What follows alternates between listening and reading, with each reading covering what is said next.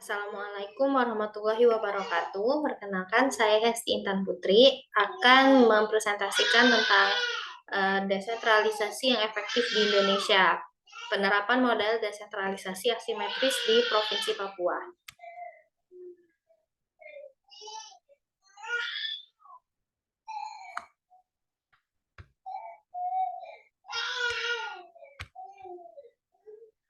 Desentralisasi. Desentralisasi adalah pola relasi antara pemerintah pusat dan pemerintah daerah dalam mengatur hubungan terkait kewenangan, kelembagaan, keuangan, dan kontrol.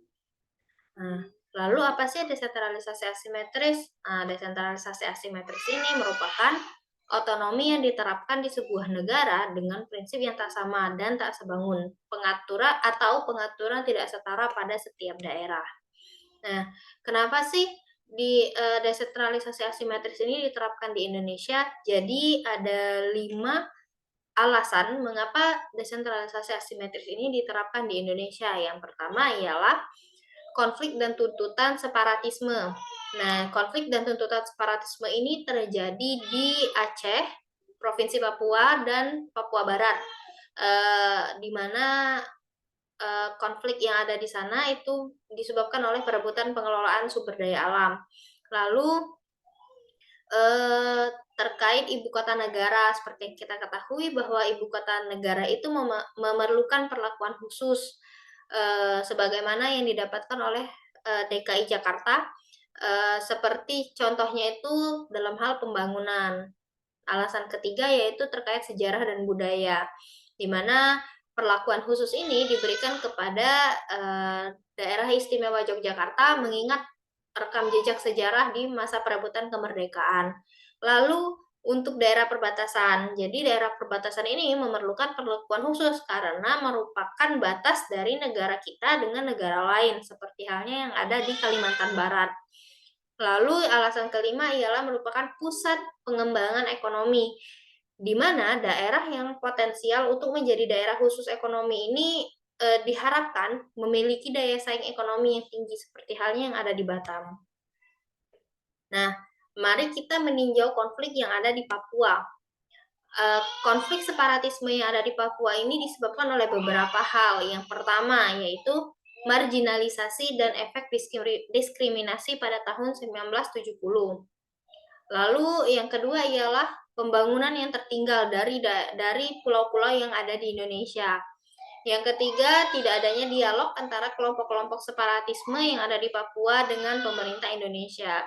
Dan yang keempat ialah pertanggungjawaban atas kekerasan negara yang di masa lalu terhadap warga asli Papua. Nah, jadi atas permasalahan tadi itu solusi yang ditawarkan pemerintah itu apa sih? Yaitu dibentuknya yang namanya otonomi khusus Provinsi Papua, di mana otonomi khusus Provinsi Papua ini diterbitkan melalui Undang-Undang Nomor 21 Tahun 2001 tentang Otonomi Khusus Provinsi Papua, di mana tujuannya ialah untuk mewujudkan keadilan, penegakan supremasi hukum, penghormatan terhadap HAM, percepatan pembangunan ekonomi, peningkatan kesejahteraan dan kemajuan masyarakat Papua dalam rangka kesetaraan dan keseimbangan dengan kemajuan provinsi lain. Nah, otonomi khusus Provinsi Papua ini juga telah mengalami revisi melalui Undang-Undang Nomor 2 Tahun 2021 tentang otonomi khusus Provinsi Papua, di mana terdapat beberapa poin perubahan dari otonomi khusus sebelumnya. Yang pertama, di mana revisi Otsus Provinsi Papua yang terbaru ini mengakomodasi pengaturan kekhususan bagi orang asli Papua dalam bidang politik, pendidikan, kesehatan, ketenagakerjaan, dan perekonomian, serta memberikan dukungan bagi pembinaan masyarakat adat. Lalu yang kedua ialah memberikan kepastian hukum bahwa Majelis Rakyat Papua atau MRP dan DPRP berkedudukan di masing-masing ibu kota provinsi dan dengan memberikan penjelasan mengenai penamaan masing-masing lembaga. Yang ketiga, itu menghapus pasal terkait partai politik lokal. Lalu, tata kelola baru terkait dana otonomi khusus Papua, lalu dibentuknya Badan Khusus Percepatan Pembangunan Papua atau BK 3P, pemekaran provinsi di Papua dan pengaturan pelaksanaan otonomi khusus terbaru ini. Nah, apa sih dampak dengan diberikannya otonomi khusus Provinsi Papua ini? Yang pertama ialah pengisian Dewan Perwakilan Rakyat Daerah (DPRD) dan Dewan Perwakilan Rakyat Kabupaten (DPRK) yang diangkat dari unsur orang asli Papua. Lalu yang kedua ialah memberikan kesempatan bagi masyarakat asli Papua untuk terlibat dalam pembangunan daerah dan dengan meningkatkan kuota khusus dalam CASN, baik di daerah maupun di pusat. Yang ketiga ialah pengelolaan dana yang sudah dilakukan untuk meningkatkan kualitas pendidikan, kesehatan, dan kesejahteraan masyarakat. Nah, lantas setelah adanya otonomi khusus bagi Papua ini, apakah permasalahan-permasalahan yang ada di Provinsi Papua itu sudah terselesaikan? Sampai dengan saat ini masih ada beberapa permasalahan yang harus diselesaikan oleh pemerintah. Yang pertama terkait dengan konflik separatisme yang masih ada di Papua sampai dengan saat ini. Lalu yang kedua ialah pemberdayaan dan pemberian hak-hak wanita akan pendidikan, karir, dan kesejahteraan ini masih belum dapat terlaksana dengan baik, di mana kesempatan bagi para wanita untuk meniti karir yang sama seperti laki-laki itu masih terbatas.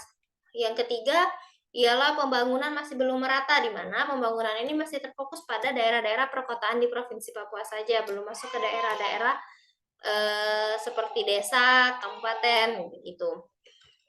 Nah, kesimpulannya itu pemberlakuan desentralisasi asimetris di Indonesia ini sudah dapat dikatakan itu benar ya, tepat tujuan dari diterapkannya desentralisasi asimetris dengan meninjau dari sisi geografis, demografis, kebudayaan, bahasa, itu menciptakan kedamaian, kenyamanan, dan keamanan bagi masyarakat yang ada di daerah-daerah tertentu begitu.